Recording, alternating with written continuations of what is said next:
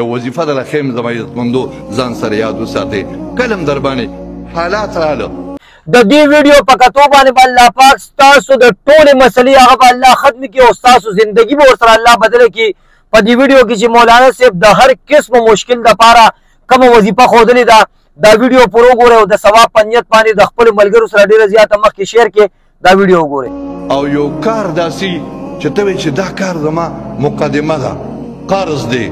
بیماری ده څه کاروباري لیم دی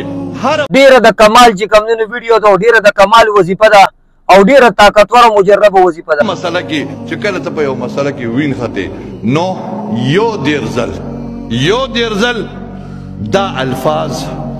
جمعات کې کینا او د سردامو کا او کینا تسبیح راواله 31 مرتبه دا ویا احمد رسول الله محمد رسول الله څنګه احمد رسول الله ویلوله احمد رسول الله محمد رسول الله دا الفاظ 31 ځل ویا او که مسله ډیره غټه ده او مسله ته چې نه حل کیږي زما خبره نه حل کیږي نو بیا سل ځل دا الفاظ ویا احمد رسول الله محمد رسول الله او بیا داګه نورستو ویا یا الله د دې مبارک نوم په خاطر باندې د حضور پاک صلی الله علیه وسلم د دې دواړو مبارکو نامو په خاطر باندې دا مسله یقیني طور بستا مسله الله رب العزت حل کوي ځکه د پیغمبر علیه السلام د الله په دربار کې